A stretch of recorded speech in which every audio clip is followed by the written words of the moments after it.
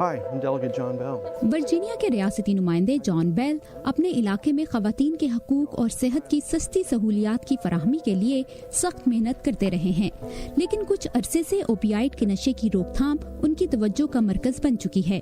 ये तब से हुआ जब उन्हें पता चला कि उनका अपना बेटा इस नशे की आदत में मुब्तला हो चुका है। He was in a car accident. 7 साल पहले उसका कार एक्सीडेंट हुआ और उसकी गर्दन पर चोट लगी। जब वो इमरजेंसी रूम से बाहर आया तो उसे डॉक्टर ने 90 दिनों के लिए मस्कन अद्वियात तजवीज कर रखी थी। इस नुस्खे से वो 5 मरतबा ये अद्वियात मजीद हासिल कर सकता था।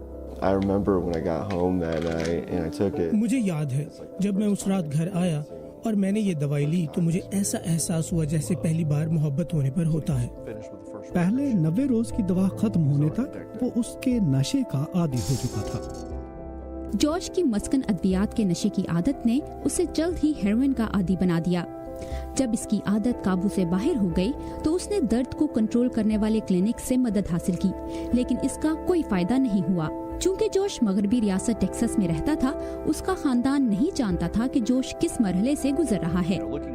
जैसे ही मेरे वालिद को पता चला तो वो फौरन जहाज पर सवार हुए और टेक्सास पहुंच गए और वहां से ही मेरी बहाली का अमल शुरू हुआ।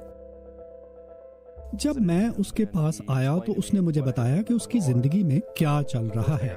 पहली बात जो मैंने उसे कही कि मैं उससे प्यार करता हूँ और उसके साथ खड़ा हूँ।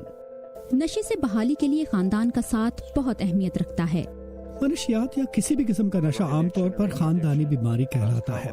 मेरे ख्याल में ये बिल्कुल ठीक इस्तिलाह है, क्योंकि इस तकलीफ को सिर्फ नशा करने वाला शख्स ही नहीं बल्कि पूरा खानदान सहता है। रियासती असम्बली का रुकन होने की हैसियत से वो अपने तजर्बे और ओहदे को तब्दीली लाने के लिए इस्तेमाल कर रहे हैं। लिहाजा हमने इमरजेंसी रूम्स में आने वाले मरीजों को तजवीज की जाने वाली मस्कन अद्वियात की तादाद की हद मुकर्रर कर दी। जॉन बेल हाल ही में इलाके के नुमाइंदे के तौर पर दोबारा मुंतखब हुए हैं, जहां वो मस्कन अद्वियात के नशे की रोकथाम पर काम जारी रखने का इरादा रखते हैं।